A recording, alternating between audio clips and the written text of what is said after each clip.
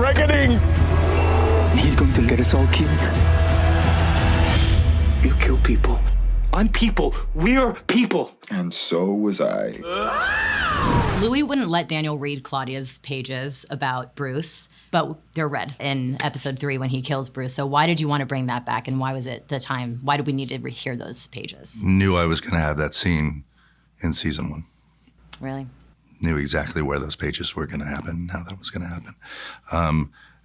Probably had a different setting initially about where it was going to happen, but I knew that's where we were going. Sitting on that for a while, but didn't want, and knew pretty early on that would be a very empty experience for Jacob. That is ultimately the thing that is driving him towards Regina. And it's not a destination point, actually. It's a stop along the way on that journey. But yeah, we've had that in our heads for a long time. And then for Claudia to take them back and have return them, I mean, that's the kind of beautiful full circle of it all. It's like astonishing. The Claudia seance and what happens at the end of episode 6 were the 2 scariest moments of my life. It's so scary to hear that she's been trapped in this afterlife by herself for so long. So filming that, what was it like seeing that Delainey perform this scene and just having to absorb it all? It was amazing. Yeah. She's amazing. And Sarah, who played Merrick as well, was astonishing. So great. Astonishing. So great. Yeah. And when we did the blocking, which is like a blocking rehearsal, and we just had to sit down.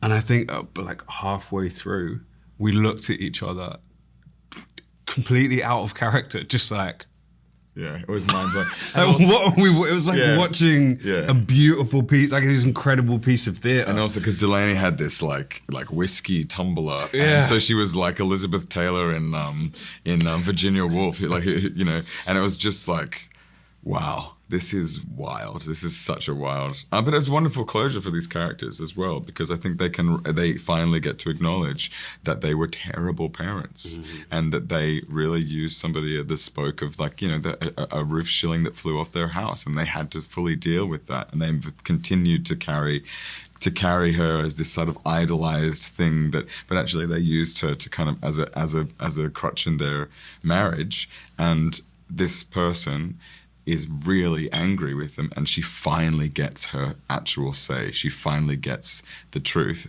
out at them both, which is she hated them both. But they love her for that, because she's full of rage and the torrent and the terror that is Claudia, and she was this powerful beast of a vampire that they didn't give enough credit to, and that they see her in this final moment, and she gives them all her rage, and they take it.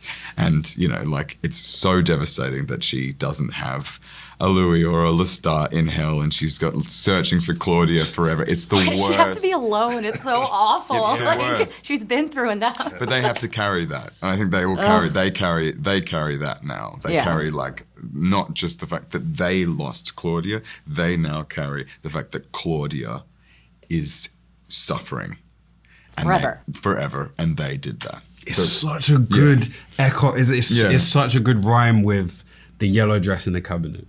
Like, just this idea of preserving her in amber and putting her in this. Yeah. And actually, we're so obsessed with legacy all the time. And actually just Claudia has just been dragged through the mud. She didn't get to be herself fully. She didn't get all this talk about embracing who you are and what you are. And she didn't have it. Yeah, the one time she gets to do it, she's in hell. It's too late. And that's also why Armand needs to go to jail. But to wrap up, in episode... I want to say, though, about Armand, because I'm always on Armand, and actually, I think the thing that is really key about that scene is that it's Louis and Lestat. Yeah. Armand might have set the seeds. Armand might have killed her, but so did they. Both of them. Yeah, they're all culpable. Yeah. And the crazy thing about that too is that it's the final thing that puts Louis and Lestat back on a level where they're like, who else is going to want us? We are literally made for each other. My take on where she's been. Yeah. Do you know what? This is going to sound so odd, but there's an episode of SpongeBob where he goes like underground or something, and it's desolate, and he's got to like deliver a pizza, and there's like nobody around, and I just envision her like walking. Nobody's around her. She's screaming Madeline, and it's so sad, but again, it's like one of the reasons why I really, really love Claudia is just because she is a tragic character, and that's what she is, and that's how she is, and that's what her life has bottled down to. But at the end of the day, she'll give it a good fight. Do you know what I mean? Do you know what I mean? It's so sad. It's so sad. But on a scale of like 1 to on a scale of 1 to the trial, how like emotionally harrowing was that scene for you to film? It was very hard. We did the way we shot it is we did so many takes because we had a person holding a camera following me, and then we had a steady cam, and then we had another person, and I was free to kind of do whatever. And then we had to like narrow it down because I was going everywhere, and they were like, "There's no lights in that section. Please don't go over there." And I'm like, "Okay." But yeah, doing it was very emotional. It was very hard, but having Sam and Jacob there, it kind of, they were like looking at me like, take your moment. And yeah, I just think I was just wanting to give Claudia her story, and as sad as it is, I think it's extremely necessary that she gets this scene and gets to say her piece. And I think we kind of now see also kind of a different side to her, you know, secrets come out and things that, you know, she said happened.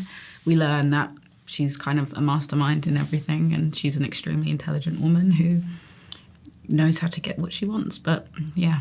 And this pulls from Merrick, right? Mm-hmm. It's that monologue that she has where she really, what pieces of that monologue did you really want to bring out into this scene? Well, I drew from that, and I drew from all of it, and I read all through it. But then, you know, because we transformed the show in seasons 1 and 2, and so, yeah, I mean, I used what we had done, but like worked with what was there with the Merrick scene to make her say all of the things that, you know, I think like there's an expectation when you go into something like that you will get some forgiveness. And I think that that's just not who Claudia is or where she is or where she's at. And sometimes you have to go on without that. When Gabriella sees Louis for the first time and then extending through the season, does she feel jealous of him? Mm-hmm. I think threatened. Threatened? Yeah, he definitely is a threat. I mean, and he's also, I think she worries, she knows he has hurt. He has hurt Lestat, and that he's really the only other person besides her that has the capacity to hurt him, I think, emotionally. And so she has that as sort of as a mother, and as somebody who cares about him, but he also threatens her power over Lestat enormously. Do you think that she still has like motherly protection instincts over Lestat? I don't know. I think I realized as I said that, I was like, I don't think that she thinks of herself as a mother when she's a vampire. She's a terrible mother when she's not a vampire as well. But but I do feel like there is something about she loves him. She loves him. Maybe it's not as a mother, but she definitely has tenderness for him even if it's not maternal. That I know she feels like she says I've seen you in the aftermath of Louis. I've never met him, but I've seen the aftermath. I've helped clean up the aftermath emotionally of your relationship with him. So she has concern. Yeah, really interesting to learn that she was in New Orleans after Louis and Claudia killed him. I was like, oh, she's been around. Yeah. But Gabriella is really committed to the Great Conversion and making more vampires. And we've seen sprinkles of like mass destruction in like the various cities throughout the season that I imagine is going to be connected to Akasha at the end. How might these things be connected? Like, would Akasha want a Great Conversion? What's going on here? Yeah, how does she? What? I think this speaks to, you know, Akasha being so old and coming from a time that arguably was simpler. And I think she believes that, you know, in righting the wrongs is just quite a simple way forward, which is just get rid of the wrongs. But I don't know, my opinion might change on that. And Gabriella has in the 19th century, she starts wanting, when they're on, she wants to, when they're on the Devil's Road, she wants to flip everything, to flip the world and have vampires be this sort of the ones who live openly and who it's their earth. So in a way, I think she came to that. She came to that on her own. And the idea of realizing it is just becomes more and more consuming. Can you tell me the origin story behind the song Brutal Love that we see in episode 6? I really love that one. Yes, I can.